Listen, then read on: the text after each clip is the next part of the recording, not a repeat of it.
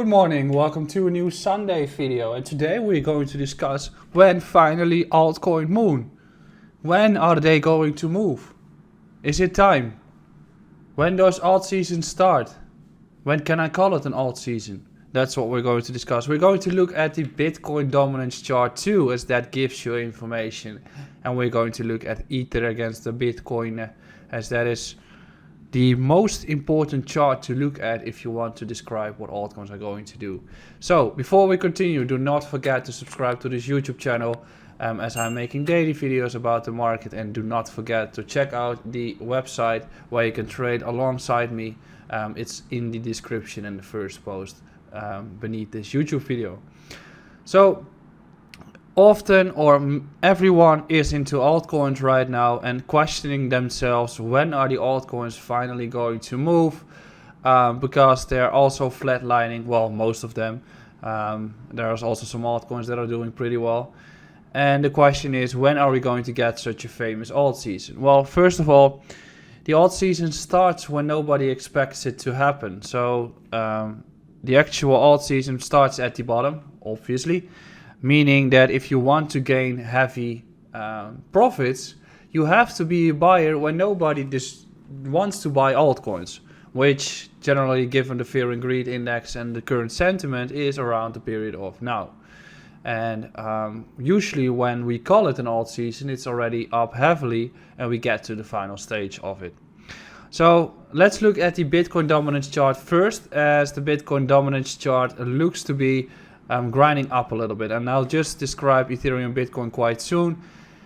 Bitcoin dominance chart, you can't really use it as a chart to analyze anything on, as in it's not a tradable asset, but you can still drive important levels overall. So we've got this very obvious level. We also got a very heavy drawdown in the beginning of this year, because that was created by Ethereum doing really well, also Cardano doing really well. What we can derive is that this is a very remarkable level and didn't really got a retest yet. So at this stage, if we grind a little bit more towards 50 to 53%, that would be a great retest before we draw down even more. Because in even every downwards trend, a bounce to the upside is not that bad at all. But given the fact that Ethereum 2.0 is coming, AIP 1559 is coming, meaning that Ethereum might be deflationary at some point, but also all the upgrades around that project is coming around. Also Cardano upgrades are coming. So what do we have to look at if we want to see the dominance chart running towards 53%? Well, we have to watch Ethereum against Bitcoin, because the dominance chart is just the opposite of the Ethereum against Bitcoin chart. And when we look at that, we can see that we've got lower highs, right? We also got lower lows on Ethereum against Bitcoin. But if we want to reach that point of 53% and have some beautiful retests there, Ethereum also has to go towards this stage to get there. And you can see that Ethereum just rejected around 0.7 Bitcoin and is going south right now to make some retest or create a higher low through which the trend can continue moving. Even if Ethereum against Bitcoin drops towards 0.45 to 0.5, it's not that bad at all. It is making a beautiful retest before a new cycle can start. So that could be happening. But what we also know from the history is that once Bitcoin is bottomed out and starts its grind, if you look back from 2016, you can see that that is usually what happens. So if Bitcoin is bottoming out, you will see that it will take many tests of levels before it starts to accelerate or get a new impulse wave again, because of all those narratives or levels that have to be tested before a new impulse wave can start. Until a new impulse wave starts on Bitcoin, altcoins are eager to outperform Bitcoin.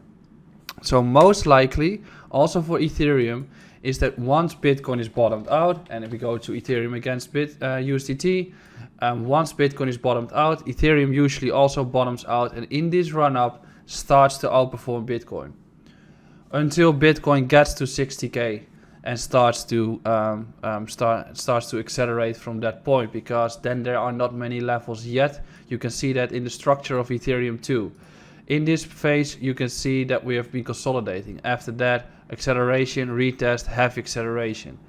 So if Bitcoin stays beneath 60k, there's no reason for Bitcoin to accelerate out of nowhere. That usually happens above a critical level or into price discovery. Same happened with Ethereum at this stage. So as a conclusion of this part, the expectations are that Bitcoin first has to confirm that it's bottomed out. The grayscale topic has to pass away. When it bottoms out and starts to make higher lows and the trend starts to shift, just like we have been doing in March 2020, that is the moment where altcoins are finally going to seek sentiment again, because people are eager to trade their Bitcoin for altcoins. And not every altcoin is doing bad, because if you look at some altcoins, for instance Tomo Chain, you can see that it's made a new higher high after the structure of accumulation, just like it has been doing in 2020, which was the crash for Bitcoin was this crash, and after that period of sideways continuation to the upside. Bitcoin crashed here around May. Tomo was consolidating and everything was consolidating already.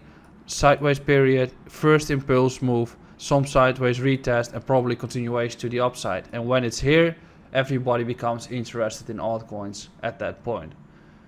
So are they going to move? Most likely they will, but we have to watch if Bitcoin is going to be bottomed out as a key indicator. And then we can also see whether Ethereum against Bitcoin is going to make a higher low and whether that one is going to start the trend again. So those are the ingredients that you have to look out for, but I think it's still a very interesting period to look out for altcoins. I've traded Tomo myself and I'm looking at way more altcoins myself. If you want to know what I'm trading and how I'm trading, check out the group in the description. I'll see you again tomorrow. I hope you have a beautiful day and take care of yourself. See you again tomorrow. Bye bye.